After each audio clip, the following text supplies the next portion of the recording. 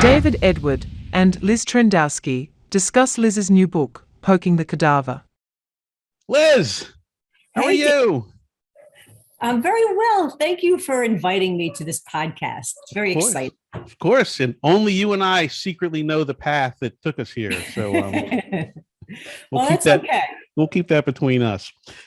So, Liz, I understand that you've written a book.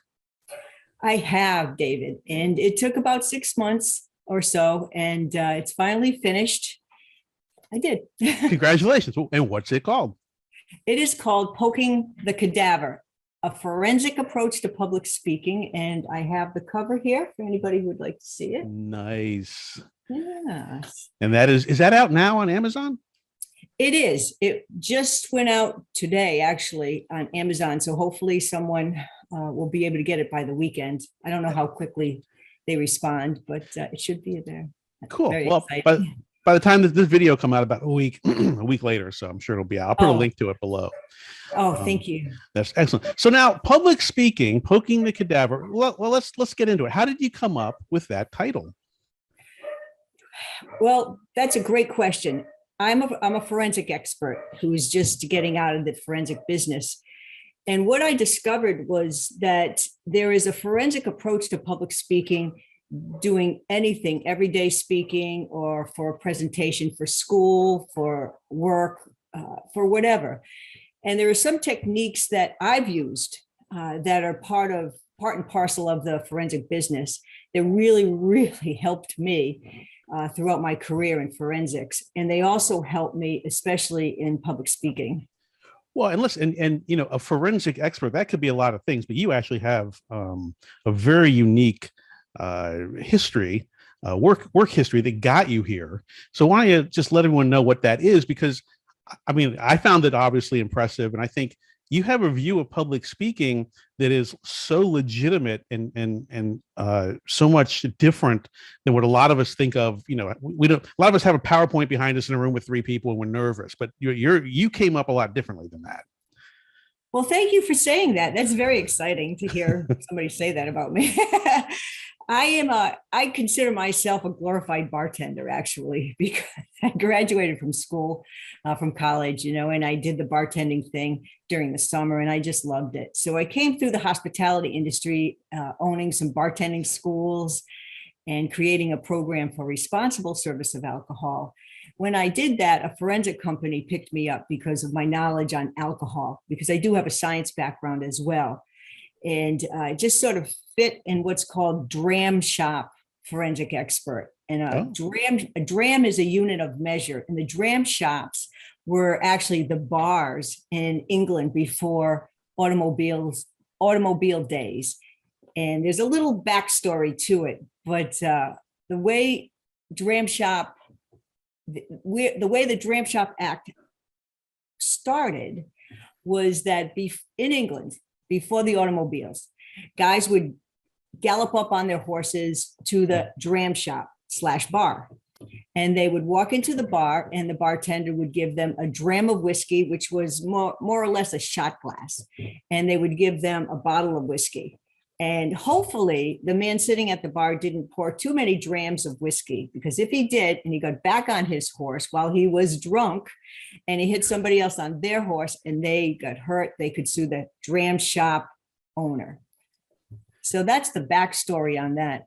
And throughout that, though, when I started working as a forensic expert, I had to change my language quite a bit because I am from New England, so I park cars and drink coffee. So, not a lot of R's in New England, I know. Not a lot of R's, so I really had to watch that, especially in front of juries from South Carolina or Georgia, and they would just be staring at me, and I could see the confusion. So you really practiced. You were a forensic expert that lawyers would bring in on cases, and your specialization was alcohol, I guess, alcohol consumption, alcohol related injuries. Is that right? Alcohol related injuries due to intoxication. Due to intoxication. Okay. And so you would testify on the stand. Oh, yes. Yeah. Yes. I mean, that's some pretty serious public speaking. because you can't anything you do, and I don't want to speak for you, but we've talked some, and you have to not just deliver the information, but you have to make sure you look a certain way and sound a certain way and be very conscious of how you're being perceived. Absolutely correct. Absolutely correct. It was a really good platform for me to write a book. And because I was an expert all across the country. So I met an awful lot of juries, an awful lot of people with different perspectives. And it really was a great education for me to write this book. And I'm happy to share the writing process with you, David, because I know that you're a very successful author, 50,000 copies on Panama Red, which I have, by the way. And it'll change your life. It will change your life. Well, your book starts off, boom, right on the page number 1. So yeah. Great. You're wonderful to emulate after. Well, thank you. Yeah. So you took all of this knowledge you have, and that's what you've put in your book, Poking the Cadaver. So what was it? What was it prompted you to start the process of trying to get all this information you had up here, kind of out here into the world, into a book?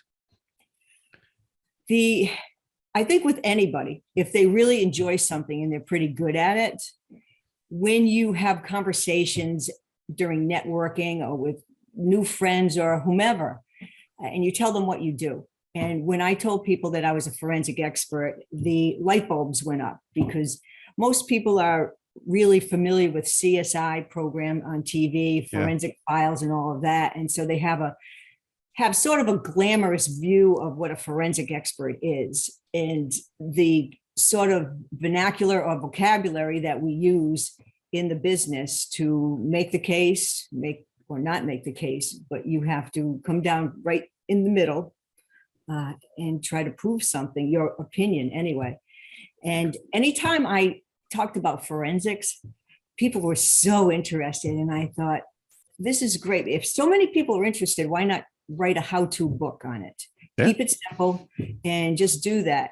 And honestly, what I did was I contacted a friend of mine who's the past president of Toastmasters International, and they have 350,000 members. And he's a great speaker. So I thought, with forensics and public speaking, I really wanted a backup on this one.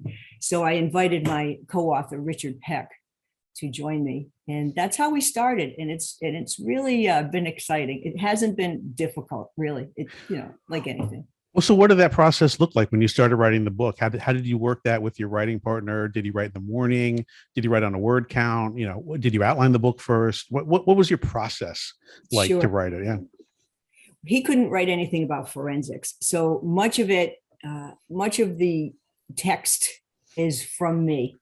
And what Richard did was he edited it a little bit to make sure it was really good for communication, for people learning how to communicate properly. And but I put in real life examples for people to understand the forensic techniques. There are 4 of them. One is the dangerous condition, the notice, the standard of care, and then finally the causation. And that's what you see on all these television programs. What caused the injury? What caused the accident? What caused the death? So in the book, we're not going to go through injury, accident, or death, but we'll go through a dead speech. And that's the cadaver, which is why I your morbid tie, yes. My morbid tie with the skull and crossbones. So how long did it take you to write the book from start to finish? Sure. It took about 6 to 6.5 months from start to finish. Okay. Starting with the 4 forensic techniques and pretty much a chapter on each with examples and some background and some background for people to actually participate in the exercises that we've included in the book. But it took about that long with everything. And these 4 forensic techniques, this isn't something you found in a textbook. This is a framework or methodology, whatever you want to call it, that you developed as part of your career that you're now applying to other things like public speaking. Is that right? That's right. That's a great question, David. That's why you're a great author. You know what to ask. But you're right, because it was an advantage and a disadvantage not coming from the forensic community or having a forensic degree. So I had to watch and listen and learn from other forensic experts, from the attorneys, from the judges. And that's where I learned that, okay, I have to put this in sort of a really organized fashion for somebody to understand how to get through how it started and the conclusion or the causation. And that applies to speaking or writing, certainly writing. Sure. And it really was helpful, and it would help any writer actually going through the forensic techniques. Did you get, during that 6.5 months, did you ever get stuck? Do you have writer's block? And if you did, how'd you deal with it? And if you didn't, why do you think you didn't? I did not. I did not get writer's block because I was specific in what I was going to write. So that was helpful. And I can understand why somebody would get writer's block. I got a little bit discouraged during the process, though, at different points, because I was wondering if this would be interesting, if this particular section would be interesting for someone or not. So we worked through all of those things. I see. Interesting. That was my concern. But as far as writer's block per se, I really didn't have that. I was very fortunate. Did you outline the book ahead of time, or did you write on like a page count or word count or section? Did you write it? And then also, did you write the book kind of from front to back, or did you pick sections and, develop those and then jump around, or just what did that look like? I outlined it and then I wrote the back cover. That's good. Right. So, I mean, a new writer is going to go on Google and look at all of these great examples on how to write a book. What's the easiest way to write a book? How to sell 100,000 copies in your first 5 minutes. And they're going to read all of these different websites and information, and it's going to make you crazy. But one of the things I did learn was write your back cover so that sort of gives you an outline on where you want to go with the book, because you want somebody to be able to say, this is exciting. This is what the book covers. This is why you should read it right away and purchase it and tell all your friends about it. And That's it really gives you some incentive to get excited so that you're excited writing the book. And if somebody's not excited to write their book, just take a double dose of espresso or something. It really should be. Pick another topic, right? Pick something else to write. Yeah. So, did you ever get discouraged and think maybe you weren't going to finish it? No, I never got discouraged that I wasn't going to finish it. I have another book that I wrote a few years ago called From Butterflies to Speaking Highs, 6 Steps to Go from Nerves You Feel to Nerves of Steel. So something similar without the forensic. Yeah, your book titles are always very exciting. They're almost their own adventure. But I do have a novel also, and that one is giving me some headaches. Are you working on that now? Yes. Oh, interesting. Okay. How far along are you with that one? About 80%. I have a few more chapters in between. And for your writers out there, that when they start to write, first do an outline. Where do you want to start? How does this start? Whether it's a fiction or a nonfiction, how do you want it to end? Is it a happy place?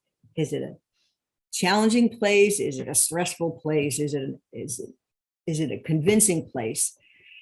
And then you have to, for me, I had to do this timeline because I had so many exciting things going on in this chapter, that chapter, this chapter, and I was all over the place. And now I have to connect them. Right. Did you do that too, David? Did you go from chapter 1 through the end? No, we've talked, but my books are slog, right? They're just, I write pulp. So what I do is we have a similar process. I create the book cover and then I write the book blurb on the back, the description. And that's pretty much my outline, 3, 4, 5, 6 sentences. And then what I do is I look at the cover and I look at the description, and then I write that book. I say, if I were to pick this book up and read it, what would it be? Mm-hmm. And then that's what I write down. So your book is very personal. That's what I've been finding, that your book is really, really personal. I don't want to go into me too much on this. This is just me interviewing you. So, all right. So what are some of the differences you found between Poking the Cadaver, which is a nonfiction book, right? It's a how-to book on some level, although there's more to it. Between that and fiction, is there a difference in the process for you between those two things? Yes, Oh. very much so. Very much so. I think that nonfiction is easier because it's nonfiction. It's what you do or what you know or a craft or a skill or your profession or Mhm. whatever. And then a novel is coming creatively out of your head and finding the words and the phrases to express how you felt, what happened next. Would anybody be interested in what happened next? That's for the editing, right? Yeah, I Right. always say for me, I write from my memories and then my imagination. So I think what you're picking up in Panama Red, and Panama Red was the first time I really understood all of this, is I took Yeah. some of my actual real life experiences, Uh-huh. and I put them into the book, but not in the context that they happened.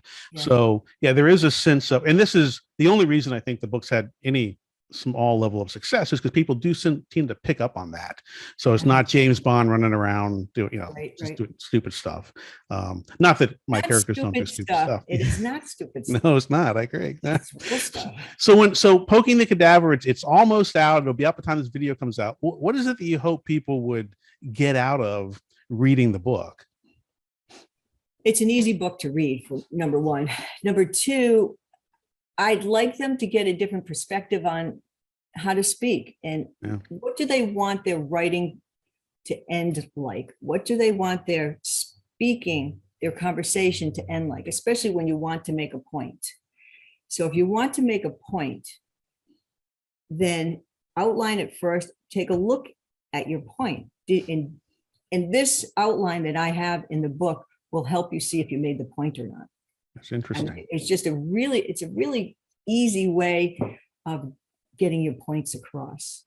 And that's almost just basic communication, right? So it's public speaking on one level, but it's also just how to communicate a complicated idea. Because I'm sure what you did, you're communicating very complicated ideas, but you have to communicate them authentically, but also very simply so that someone can understand it.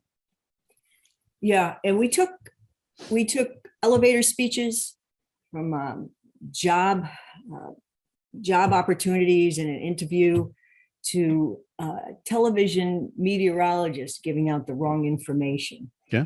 And how to discover whether or not he had notice. Did he breach a standard of care? Did it cause something, not cause something?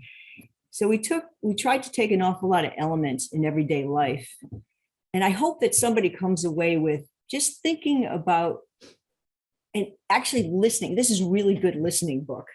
The next time you see something on television or hear a presentation, you're going to think, okay, what was the dangerous condition? What was the cause of that? Did they really back that up? I believe that someone will take away that. And if it's just that, I'd be thrilled. That's great. Thrilled to death. Yeah. Awesome. So you've given us some advice to close this out. Is there any other advice you'd want to give to maybe a person they found this video and of course they've watched this far? We're so engaging. They've made it all this way. Right. So is there any other advice you'd want to give an aspiring writer or a writer with a couple books or just a writer looking to improve their process? I think there are two things. One, the writer has to determine why they're writing the book. They have to determine that. Do they want to sell a lot of books or do they care about selling a lot of books? Do they just want to have a book that they finished and get it on Amazon or whatever? So there are two ways I think to think about it. If you want to do it as a business, as an aspiring author and get your name out there and sell a few books, more than a few books, then you have to understand that when you're finished with that book, that's 10 to 15% of the whole process. The rest of it is all marketing and selling that book to different venues, people. Yeah. And that's where the real energy comes in. And luckily for all of us, David, honestly, is you just started this podcast for authors, for writers. And I'm grateful because my book's just coming out. Yeah, the timing worked out well. I agree. Oh boy. Okay. Well, I think that's good advice. Well, Liz, it's always a pleasure talking to you. And I'll follow up with you in a couple months. We'll do another one of these. Oh, that's great. Thank Matter you. of fact, when your next book comes out, your fiction book, be sure to let me know, and we'll talk about it and maybe help you launch that one too. Thank you. It's called Strain. It is a whodunit. There are Okay. some forensics in it. There's a bar in it. There's some cocktails. But there's also a murder. That's the way. That's the way to do it. I mean, you're doing the same thing I did, right? You're pulling from your memories, and then you're Right. using your imagination. Yeah, When you said that, it really dawned on me. That's exactly what I was doing with that book. that's the formula for a good book. I think it'll be great. Yeah. All right, Liz. Well, thank you very much for your time. I'll talk to you later. Thank you, sir. Bye-bye. Bye. Thank you for watching. Please consider hitting the subscribe button.